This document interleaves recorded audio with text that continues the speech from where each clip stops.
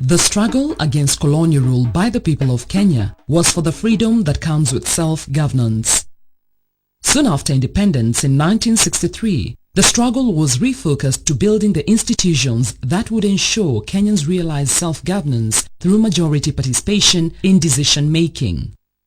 Do swear that I will be true and faithful to Kenya, and that I will, to the best of my judgment, freely give my counsel and advice for the good management of the public affairs. The efforts to create viable institutions were, however, soon subverted by the post-independence leadership. Changes to the constitution were not made to guarantee sustainable institutions. The 1962 constitution, that's the independence constitution, was a very good constitution that guaranteed this country democracy. But as time went on, it was mutilated to a point that it was no longer the original constitution that was going to deliver Kenya. It was so mutilated that what mattered most was that the leadership or the power that be, at least were concerned with their, what you call their own objective, which was absolute power than the delivery of services to the people of this country. The Constitution allowed such a concentration of power that it enabled whoever was the president to dominate not just the executive, dominate parliament and then dominate the judiciary, so that there were very few arenas of opposition, very few arenas to protest and to give the alternative to what was going on. Instead, a deliberate process of emasculating already weak institutions became the modus operandi. The leadership was bent on protecting their hold on power than opening the democratic space for good governance. And history repeats itself. Daniel Arap Moi naapa kwamba nitakuwa mwaminifu kwa Jamhuri ya Kenya. There are millions and millions of Kenyans outside there who have been victims of injustices, all because of the present constitution. Because the present constitution gave all the powers to the president and his cohorts, so they could do anything they wished with anybody. And this is why some of us are suffering to this day. I cannot get justice even in our justice system. I myself, I was at Nyaha House tortured for 66 days and thereafter detained without trial for 3 years because of agitating. And that these things happen is indicative of how ruthless the state infrastructure was at that time. If the constitution was the weapon of choice for the politicians whipping the masses into ignorance in the post-independence decades, the constitution is the current instrument to sabotage the review process itself. Yesterday's champions of change have become self-ingratiating defenders of the status quo that denies broad participation in governance to the masses. The renewed struggle for a new constitutional order peaked towards the end of the 1980s. Then, the struggle was represented by calls for the reintroduction of a multi-party system of government. Because of a very oppressive state of government, we had groups like Mwakenya coming up. We had publications like Pambana being published for people to see alternative leadership, alternative voices, and that with alternatives, the country could probably be better. But those groups, of course, were met with a lot of oppressive action from government.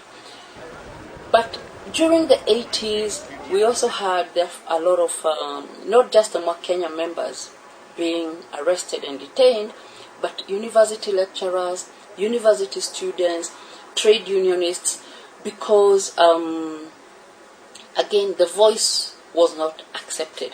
So those years then became the first very significant years of Kenyans voicing out that they need alternatives. We need alternatives. And they started seeing the difference. They started feeling the oppression. Plays in this country were banned, books were banned, and really just the voice was banned.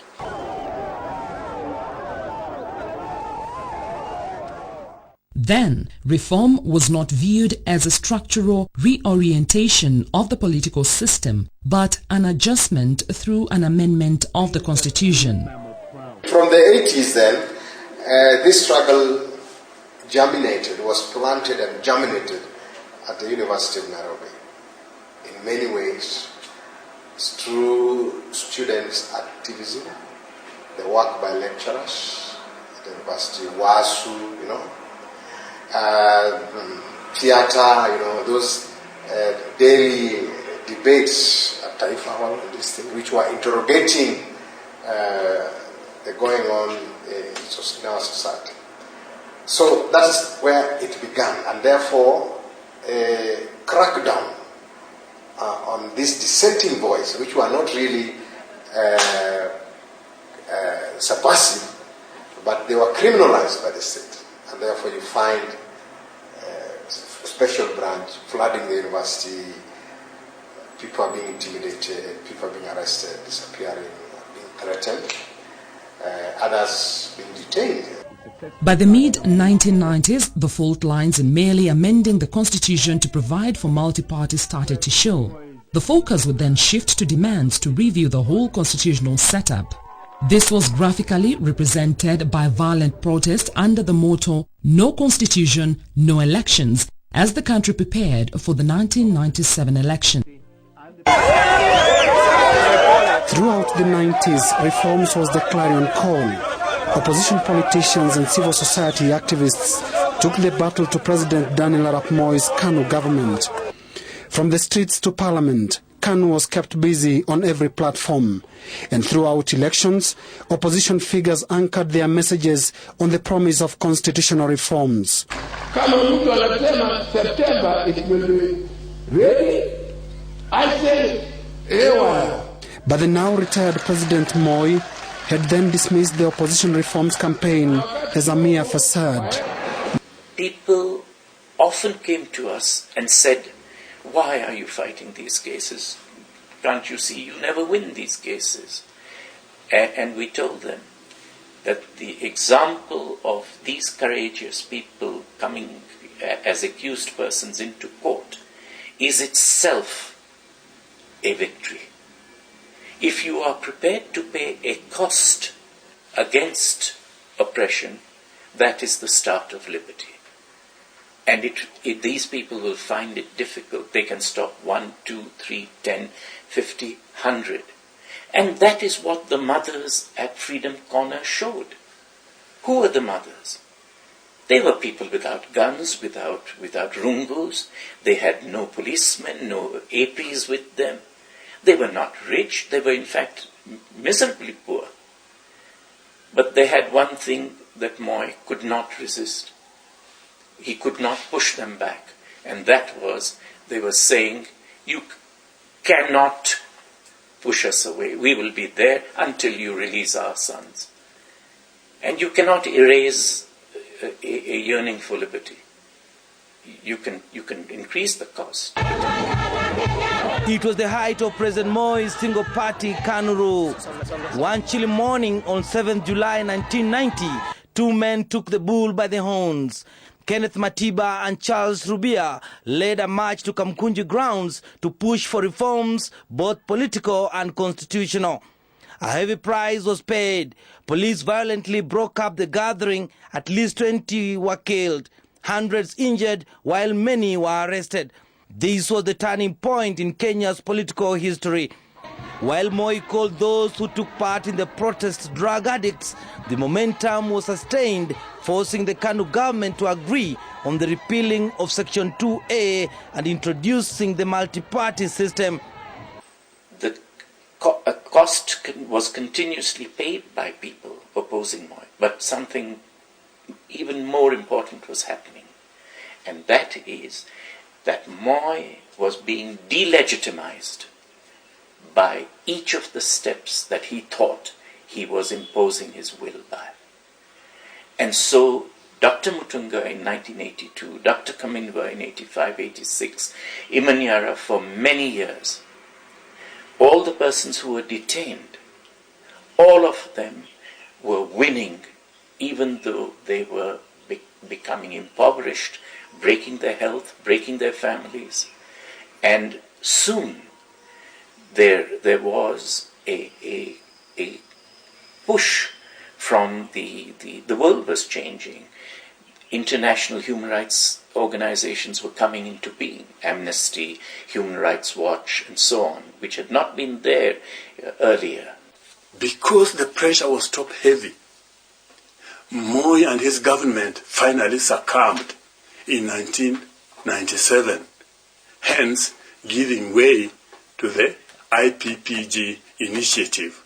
Now, through that initiative, we were able to at least voluntarily, I think there was some kind of understanding that through which we were able to do away with some of the what you call offensive laws, among them the Preservation of Public Security Order Act and so forth and so forth. Of course, eventually these were not enough. Whatever we were able to achieve through the initiative were not enough. Hence, the pressure went on. These valiant efforts were, however, nipped in the bud by political parties who signed the IPPG Pact on minimal reforms to enable elections, with the promise that a review of the constitution would be carried out after.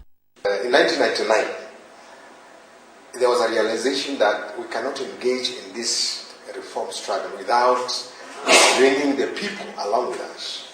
And therefore, civic education began to take shape, right? And with that, groupings, consortia began to form, and that's where CRECO came into being, and it has been offering constitutional education to this date. I can say without fear of contradiction that the work of civil society in civic education, cumulatively over the years, delivered the NAC government in 2003. The debate dragged on until the Constitution of Kenya Review Act was passed by Parliament. The Act would remain dormant until 2001, when the first commission was appointed. The commission would, however, remain inactive until another lot from the civil society and religious community, fronted Ufungamano, agreed to send representations. The process would then be embroidered in a series of amendments to the Act before the actual work of collecting views from the broad public actually started. The background to the review process is incidentally a study in the historical budding of the protest and pro-democracy movement in Kenya, the issues and its growth through time, and also the achievements. The constitutional review process can be updated to the period preceding multi-party campaigns of the late 80s, involvement in same campaigns, and those for a new constitution that peaked after the 1992 multi-party elections. It can also be situated in earlier organizations that prepared the country's consciousness on human rights. Various groups worked on a level of awareness that fed the ability of Kenyans, especially intellectuals, organizations, and network who mobilized public opinion in influencing the campaigns and forcing the government to eventually own up to the need to review the constitution. And there has never been such a representative forum of all the Kenyan nationalities as we had at the Bomas of Kenya. Never, ever. So, there, people had a sense, beginning to feel a sense of nationhood. Everybody else, in their communities, they felt they were the ones being marginalized. But as each society, as each nation told their story of marginalization, of poverty, of repression, they found that these things were common all over. And therefore, the sense of oneness began to take root. And that is what good President Moi was afraid of. So he had to disband that. So that had to happen. We went to the elections, you know the outcome of that election. And then the NAC government, of course, started the process afresh. There had to be a new legislation. During Jamhuri Day 2003, the President promised the nation a new constitution by June 2004. My government is sincere in ensuring that a new constitution is in place June 2004. Though a process of sorts got underway at the Bomas of Kenya, it could not survive its own intrigues, and the resultant referendum ended predictably as a contest for power between two sides of a political body that once united in the same name of reforms. At the opening, Professor Guy had these solemn words of assurance from the government. I think the role of governments, among others, is to bring us together as a people, as Kenyans. We are required to have a constitution which promotes the unity of our country and the diversity of its peoples. We have had troubled times in Bomas 1 and 2. I think it is time to put past that troubled time, the fiery exchanges that sometimes took place, and we have to look forward to a future of harmony and peace. Noble reasons were given for the review of the Constitution of Kenya and can be summed up as the hope by Kenyans to heal the divisions of the past and to build a new society based on democratic values, social justice and fundamental human rights. Lay a foundation for democratic governance based on the will of the people and equal protection by the law. Improve the quality of life for all citizens by freeing the potential of the person. Build a united Kenya.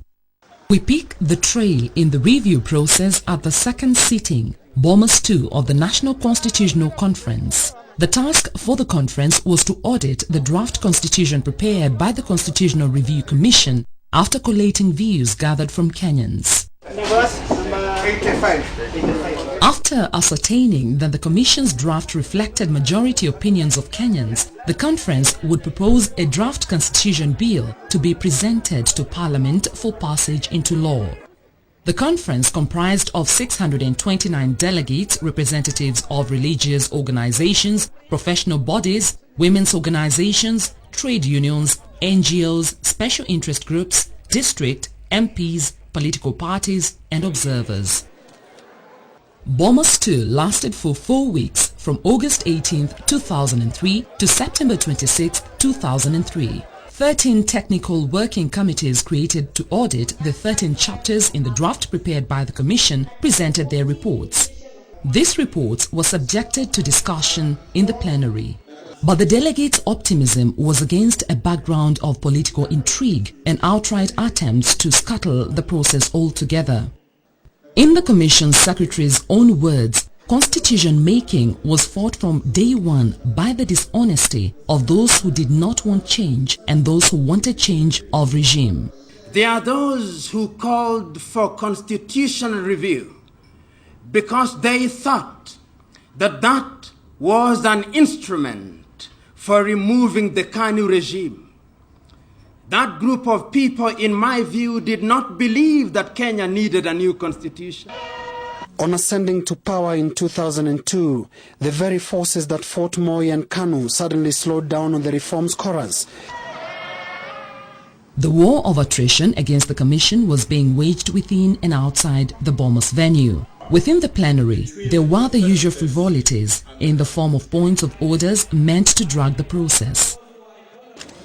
We informed you that we had very clearly agreed on a consensus, and we thought that what we are coming today is to read that report of the consensus for adoption by the meeting. Yes.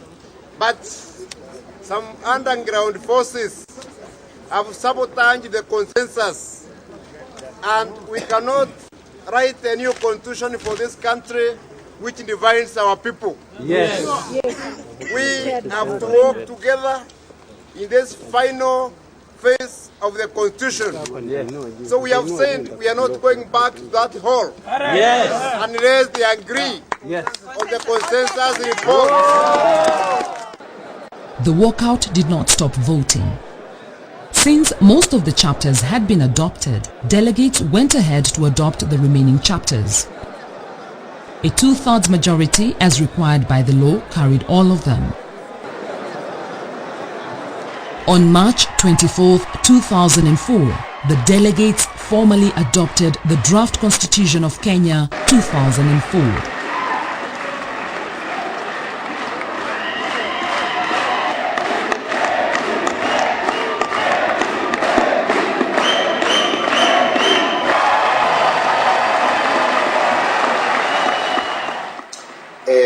the Attorney General, instead of receiving that draft in his capacity as an agent of the Act, he said instead that he was receiving it, I'm receiving this in my capacity as a delegate, but not as the Attorney General of Kenya. And therefore, that is where the problem began. In addition, the law was amended to allow Parliament to consider the Boma's draft and if they deemed it fit to amend it. And that is exactly what Parliament did. And the parliamentarians, specifically the Parliamentary Select Committee, retreated into Kilifi and produced a draft ordinarily referred to as the Wako draft, eponymously after the Attorney General who presided over the drafting, but otherwise known as the Kilifi draft, which then officially was published to Kenyans on the 22nd day of August 2005 as the proposed new constitution. It is that document that was subjected to a referendum on the 21st day of November 2005. So 2005, of course, becomes a significant milestone where we vote for the first referendum in this country and we still don't get a new constitution despite having been in that race for almost 15 years. So then, of course, we get several constitutional attempts after the Bomas. We get Naivasha, Kilifi, and finally the infamous Wako draft. Now, Kenyans then go to a referendum with banana and orange. Very, very significant in terms of the political shift. And that's why I'm telling you, or that's why I'm saying that it's very important for Kenyans to realize that politicians can actually derail a process, because the Wako draft came in as almost a derailment to the overall wishes that Kenyans had always had. It was a much weaker draft than the Bomas draft. It was even a much weaker draft than the agreed Kilifi draft and Naivasha drafts. So when the Wako draft was then voted for in the referendum, significant political changes happened in this country, because a government that had gone in together, the NAC government, split in half as a result of the new constitution. And there were good reasons, I think, for the split. But that the split continued to the extent of the 2007 election was not good for the country. The so-called Wako draft was indeed defeated in the 2005 referendum, and Kenya went to the general elections in 2007 with the old constitution. Due to the disputed results of the presidential election, heavy violence broke out, claiming more than 1,000 lives. International pressure and negotiations, led by the former UN Secretary General Kofi Annan, later brought the two fighting principals to an agreement. The National Accord was signed in February 2008. An important part of this agreement, that is Agenda 4, stipulated that a new constitution must be put in place by end of 2010 because lack of it was identified as one of Kenya's major problems. A committee of experts was then constituted to come up with the harmonized draft constitution, which would then be subjected to a referendum. The committee of experts has been meeting at the Great Rift Valley Lodge to consider and discuss previous constitutional drafts in light of recommendations and presentations submitted to it by, among others, the religious sector, civil society, private sector, political parties, interest groups, experts, and the general public. Because there were always forces trying to derail or slow down the process, the civil society kept the pressure for a new constitution burning. Members of Katiba Sasa campaign, having monitored all stages of constitution making, confident that many Kenyans are now able to discern the lies being told about the proposed constitution of Kenya, aware that there are still efforts to deny the people of Kenya this opportunity to enact a constitution. Katiba ni sasa, mageuzi ni sasa. Katiba ni sasa, mageuzi ni sasa. Katiba ni sasa, mageuzi ni sasa. After several retreats by members of parliament, agreement on the new draft constitution was reached and finally passed by parliament. However, new disagreements emerged among the leaders on some contents of the new draft, leading to yet another split, hence the yes and no campaigns. So, what are the choices for Kenyans? It has been a rough road for a new constitution. Just look at the people saying no and look at the people saying yes. Look at the sacrifices that the people saying yes have put for you and for this country when they didn't know who you are and you didn't know who they are. People have sacrificed their lives, have sacrificed their families, have sacrificed their careers to fight for this constitution. And after 20 years, they are telling you, after rejecting even the WACO draft, because a lot of those people were involved in rejecting that draft, they are finally telling you that we have a good constitution now. Then look at the people saying no, being led by President Moi. And look at the history of those people vis-a-vis the history of the people telling you that this is a good document.